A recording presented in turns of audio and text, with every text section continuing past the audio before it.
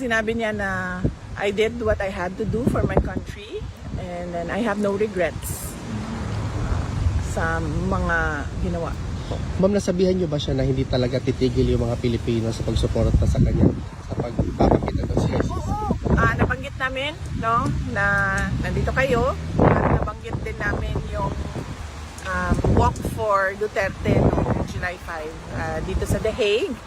Na-mention din namin yung run for Duterte sa Davao City at sa Cebu noong July 6. So, alam niya. At saka yung upcoming July 19, ma'am. Oo. Ay, hindi pa. Tomorrow, babanggitin ko sa kanya yung July 19 at nabanggit ko din sa kanya na merong nagbigay na merong nagbigay ng perpetual mass sa kanya. So, araw-araw merong nagdadasal pa. Grabe, no? Ganun lang kasimple si BP Sara Duterte, no? Hi, ma'am. Hi, ma'am. Hi lang. Hi. Hindi katulad ni siya dyan. Oh, bumati ka, tanggal ka, protocol. Gago! Yan. Oh, sino nagsabi sa'yo bumati ka? Hayop yan. Ma'am, meron po kayong message sa lahat ng mga kababayan natin sumusuporta? Unang-una, syempre, ang mensahe ng pagpapasalamat. So, lagi paulit-ulit yung pagpapasalamat namin sa ating mga kababayan sa buong mundo sa pagpapakita nila ng suporta at pagmamahal kay dating Pangulong Rodrigo Duterte at naiintindihan namin yung pag-aalala nila dahil yun din yung pag-aalala namin dahil sa kanyang edad, dahil sa kanyang health at naiintindihan din namin yung frustration nila sa kaso na ito dahil wala naman talagang basehan yung kaso, kaya sana ay ma-dismiss na siya doon sa petition sa jurisdiction. Ma'am, on another note, ano po yung opinion niyo sabi ni Senator Zubiri na yung Pakita lang natin mga kababayan. Alam nyo, ito this is not a mocking. Okay, I'm not mocking PRRD. Pero kasi gusto ko lang ipakita sa inyo para mas ma-figure ninyo kung ano kaya ang talagang naging itsura na ni PRRD. Kasi kahit po ako, yan din yung tinanong namin nung nag-birthday po si Sir Bong Duterte, yung kapatid ni PRRD, kung gaano na ba kapayat o ganito. Alam mo, sabi nga ni BP Sara Duterte, doble na ng kanyang arms. So, pinaano ko kasi GPT, nagbigay ako ng picture ni Pangulong Duterte nung siya ay presidente at siya nung binatilyo pa. Kasi doon siya payat yung binata pa siya, doon siya sa payat. So pinagsama, tiningnan. Sabi ko nga sana naman hindi ganito. Kasi alam mo sobrang naawa ako. Parang ganito po siguro kapayat. Kasi nung nakita natin, 'di ba, bago po si PRRD bago po siya nadala yung nasa eroplano siya papuntang Dahig, talagang payat na siya. Mas payat pa daw talaga ngayon. So sabi ko nga, paano kaya itsura nito ni PRRD? And so pinagawa ko kay ChatGPT, tiningnan ko lang. Hindi ko again this is not to mock PRRD or para anuhin. Hindi, gusto ko lang ma-imagine kasi kung gaano nakapayat si PRRD talaga. Na ako mismo naawa na ako dahil 80 na yung tao. And I understand. Kasi naalala ko nung lelang ko, lelong at lelang yung sa mga Ilocano. Yung lelang ko, nakita ko yung yung parang bata-bata pa. And nakita ko yun hanggang pagtanda at halos umabot na ng 100. Nakita ko yung pagpayat talaga. Kasi nga, when you're getting old, aside from hindi ka masyadong ginaganahan kumain, yung pang mga muscle ay unti-unti nang nawawala. Kaya nga 'di ba ang sabi nila pag matanda kahit papaano magbuhat-buhat para kasi yung muscle. Yan ang isa sa mga nawawala aside from the fats, mawawala 'yon. Kasi hindi ka na kumakain na maayos tapos may muscle pa na nawawala. So kaya yung lelang ko talagang sobrang pumayat. Sa sobrang payat, pag ginawa mo yung dito, mahahawakan mo na talaga buto lang. Ganun literal. Tapos nakalaylay na yung balat. Kasi nga, wala na kumakapit. Wala nang muscle. So, Alam mo, nung pinagawa ko to kay ChatGPT, sabi ko, grabe naman yan. OA naman. OA naman yung pagka-edit ni ChatGPT. Pero kung iisipin mo, sa edad ni Pangulong Duterte na 80, alam mo yun, ito'y posible na. Plus, hindi niya gusto yung mga pagkain sa loob. So, halos wala siyang carbs. Dinaig niya pa yung, anong tawag doon? Yung nagkikito o kaya nag-intermittent dahil di nga masyado siyang kumakain. Pero maya, magugulat kayo. Mamaya, kikento ko sa inyo. Impeachment complaint against you is a witchcraft. Witch hunt pala. Yan ang witchcraft. Witch hunt. Dili siya witchcraft. Oo, mo ginatin na kay ginabarang na yun. To tinood yun. Kasi binabarang siya nung nasa palasyo. Di ba may balitang ganun? Pero, ewan natin, wala pa tayong ebidensya. No? Because you're a diamond, ma'am. It's just nag-bounce back lang sa ilaha, ma'am. Correct. Dili po nalayo ng witchcraft na ba? Kay duda na ako niya. Abot na gid sila sa witchcraft sa ilahang kuan. Sa ilahang kagustuhan na Ma-impeach ka, ma'am. yes, matanggal ko sa pwesto at I'll be out of their way. Ang wala ko ang witch hunt, well, obvious naman na, no? Makita ninyo dito. Unang-una, makikita ninyo nung budget hearing last year, no? Na ang lahat ng tanong nila ay tungkol confidential funds lang. Meron lang silang inutusan na magtanong konti about sa budget proposal ng OVP na wala namang confidential funds, pero lahat ng tanong nakikita nyo, nagbabasa sila ng script at lahat yon confidential funds dahil doon nila kinukuha yung information nila na pang-atake at ngayon nalaman natin doon din pala nila kukunin yung information nila para sa impeachment. At kung maalala ninyo, ang presiding member ng House noon ay si Congresswoman Stella Kimbo at sinabi niya talaga on record na let's stick to our plan. Klaro yun. Ang sunod nun, kung nakikita ninyo ay yung pagkuha nila sa confidential records, no? Sa Commission on Audit. Ang ginamit nila is order galing sa House of Representatives para kunin yung mga documents doon sa loob ng Commission on Audit. At nagbukas pa sila ng hearing na para kumbaga mabigyan ng semblance ko, no, ng legitimacy yung ginawa nilang illegal na Alvin, meron ako sa yung message. Parating nyo nga ito kay Alvin. Tanong nyo nga kay Alvin kung ano yung niya, kung ano yung cellphone niya. Kung USB-C ba o iOS na yung Lightning Pwede paki-ask na lang kung meron naman kakilala kay Alvin, ha. Tapos i-message nyo po ako through some of our friends o kahit kay Ann Harot, better kay Ann Harot.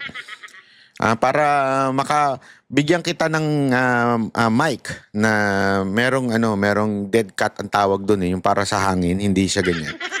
Hindi kasi alam mo, he's doing his job well. Sabi ko nga, ang lupit nito, nakaabang lang sa labas. Hindi ko, alam mo yung bata ito nung taon to, napaka sipag, nakaabang lang. Paano mo naabangan yung mga yan? Buti, ikaw nga pinagkukuhanan ng ng source ng media, so kudos sa'yo. Pero again, ang alak di nilalagay sa utak, ha? Sa tiyan lang, ha? Tuloy. Mga documents sa Commission on Audit. At nakita ninyo, nung wala na silang maitanong, dahil wala ka namang makikitang pagkakamali sa mga ginawa, ay lumipat na sila doon sa impeachment puno. At nakita ninyo, doon sa impeachment puno nila, nakaapat sila na articles of impeachment dahil hindi nila talaga magawang mabuo ng isang complaint na makatotohanan at meron talagang mga credible na evidence. So, hindi na yan siya lingid sa kaalaman ng karamihan ng ating mga kababayan. Kita nila kung ano nangyari. Correct, ma'am. Ma'am, on a different topic po. Okay lang. Ano ma'am, my question kasi is that tinanong ko kay Attorney Kaufman, ano ang reaction niya sa sinabi ni Secretary of Justice Remulla na allegedly na-destroy na yung evidence kaya hindi na sila makapag-file doon sa local court sa Pilipinas and they're ceding the issue or the situation dito sa ICC. Sinabi ni Attorney Kaufman po na as far as destroyed evidence is concerned, wala pong ginawa si PRRD because that is a criminal offense. Ano po yung reaction ninyo ma'am sa statement ni Secretary Remulla na wala daw evidence? A lot of Filipinos are thinking, if there are no evidence in the Philippines, what kind of evidence will be presented before the ICC? Gawa-gawa. Gawa-gawa talaga na ebidensya. At yung ibang Yan, issue na naman yan eh. Yung sinabi ni BP Sara Duterte na gawa-gawa. Issue ngayon yan sa mga ulul. Pero sa totoo lang, isipin mo, saan ka nakakita? Ha? Saan ka nakakita ng demanda sa'yo? Tapos pag tinanong nung judge, anong ebidensya mo? May witness ka ba? Wala po. Maghahanap po. May tawag dyan eh. Di ba? May tawag po dyan. Oh, ewan ko. Tanungin nyo yung mga abogado. May tawag sila dyan eh. Yung ganyang klaseng demanda na wala lang.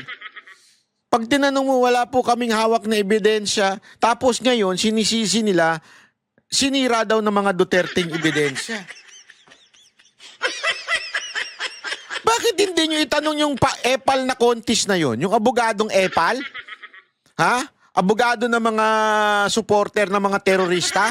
Bakit di nyo tanungin? Di ba? Ba't di nyo siya tanungin? Bakit di nyo tanungin na, asa na yung sinasabi mo mga paratang nyo? Na EJK, asa na yung mga witness? Bakit di nyo ma-produce? Ngayon, ang nakakapagtaka, inaksyon na ng gobyerno na wala pa na silang hawak na witness or any evidence. Tapos sasabihin, sinira kasi ng mga Duterte.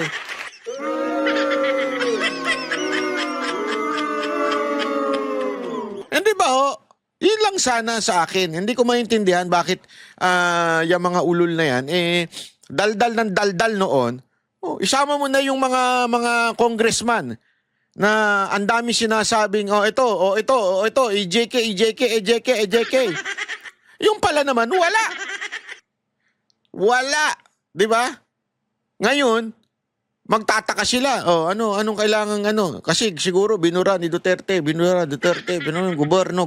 ebidensya nila, meron din tayong ebidensya na kinuha yon by force or intimidation or harassment of individuals. So, makikita din natin yun soon, very soon. Thank you, VP. Will you be attending the SONA, VP? Of course not. No SONA for me. Kasi confirm na yung natin, Korea natin na Filipino community natin. Bukod po dito sa The Hague, do you intend to visit other places in Europe for this trip? Wala po. Dito lang kami sa Hague, sa duration ng duty ko. So July ano ba ako? Kailan ako dumating? July 5 hanggang July 23 yung sa akin. And then darating sa susunod si Hanilet. So actually, dito po kayo sa SONA, no? You will be here. Out of the country. Hindi. Oo. Kasi July 23 ako alis ng Hague. So dito lang kami. And kasi inaano namin yung 4 days a week na kasi yung bisita. So minamaximize namin yung grant ng detention unit na 4 times a week pwede bisita. Your reaction po na gobyerno ng Pilipinas ang gagastos para sa 4 na witnesses by way of cooperating with the ICC? Well, nakakalungkot. Dahil unang-una, sinasabi nila walang ebidensya, pero meron sila ngayong witnesses na kaya naman nila pala bayaran yung pagbabiyahe.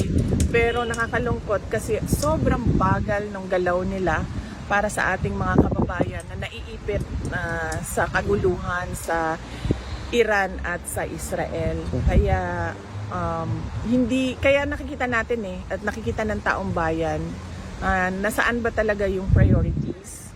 ng administration na ito. Apparently puro politika lang yung paninira sa politika lang yung kanilang. Grabe, no? Tama siya eh. Yung sinasabi niya dito, play natin ulit, ha? 4 days a week na kasi yung bisita.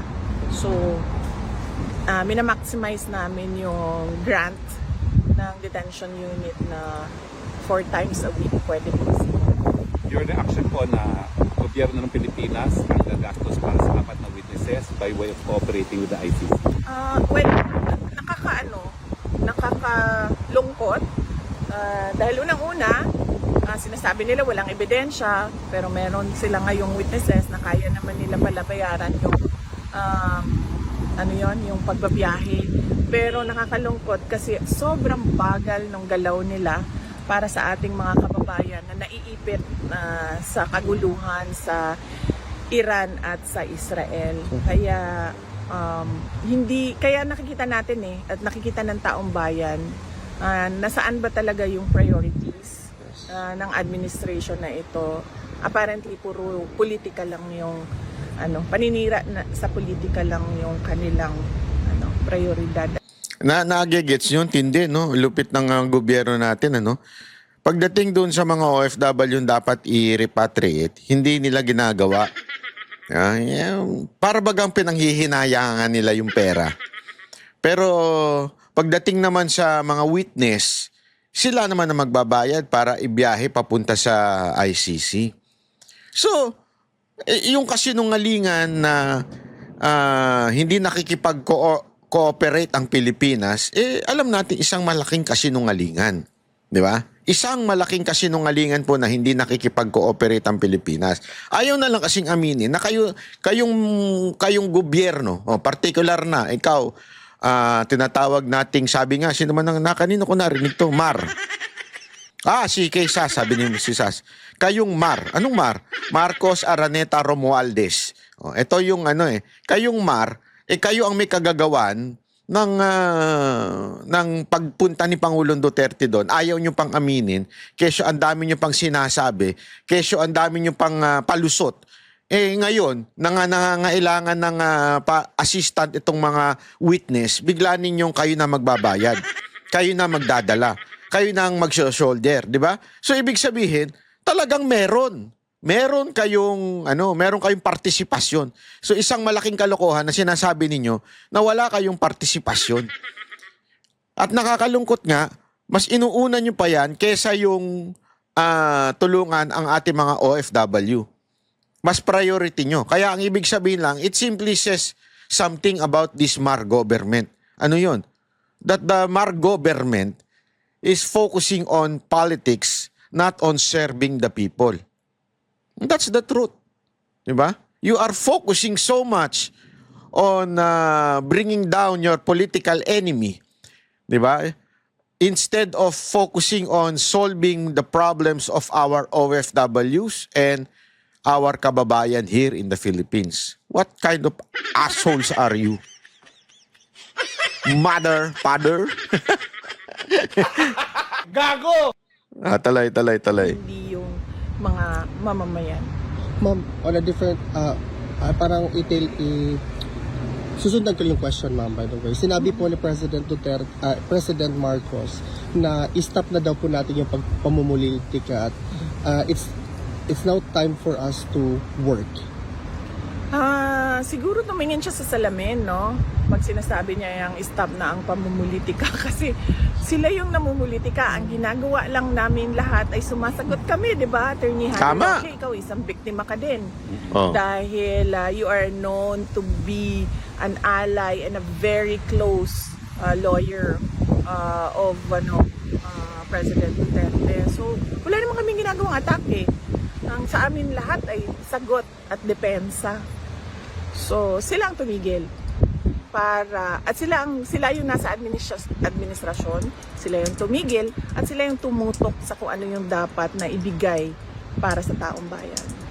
Yung special affirmative defenses po sa impeachment na yung hindi pwede mag-carry over at saka barred na impeachment complaint. How confident are you that the Senate will solve that first before hearing the individual articles of impeachment? Paniwala ko naman madami sa kanila ang abogado doon, and syempre yung iba ay supported by lawyers as well. Unahin muna nila yon ang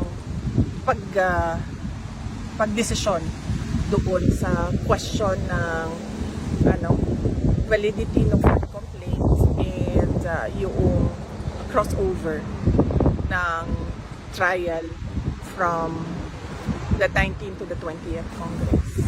Yung notice of disallowance po sa fourth quarter ng confidential fund na pending appeal, wala pa pong resolution ng appeal nila ron? Wala pa kaming i-check ko sa Office of the Vice President. Thank you, ma'am. Okay. Well, I know you've salamat. answered it already, but Tatay Digo, how is he? So si PRD, kanina ipa-expound kung ano yung skin and bones, payat siya. Yan. At sobrang payat niya na hindi niyo pa siya nakita na ganito kapayat.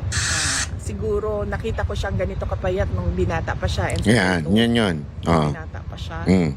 Yung kanyang braso ay kalahati lang ng braso ko. So ganyan siya kapayat. But para sa akin lang he looks good na payat siya kesa sa yung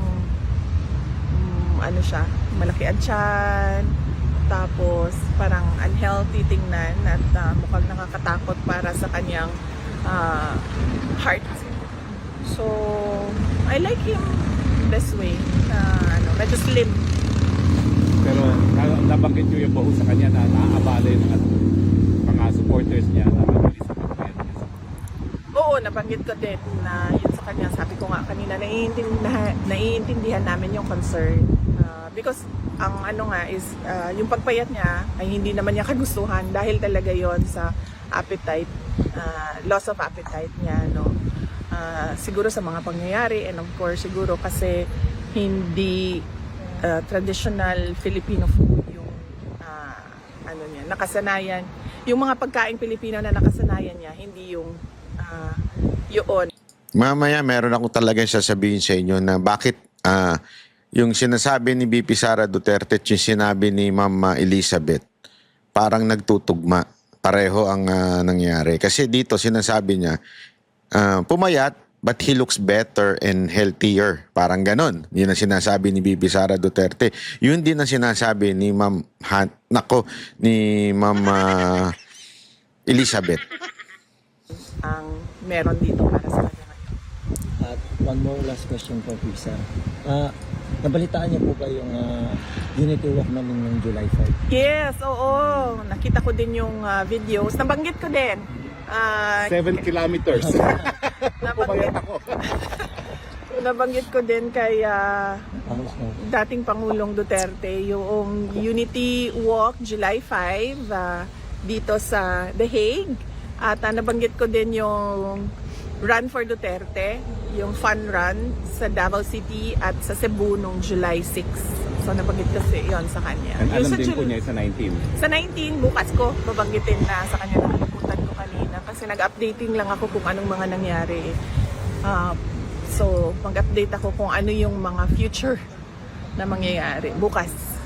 Thank you, VP. Thank you, ma'am. Salamat. Mabuhay po kayo, Thank ma'am. you. At yun nga mga kababayan, anong masasabi niyo sa balitang ito? Maaring ihayag ang inyong opinyon at kuro-kuro sa comment section sa ibaba. Huwag din kalimutang mag-like, mag-subscribe at mag-share sa bidyong ito. Maraming salamat sa panonood.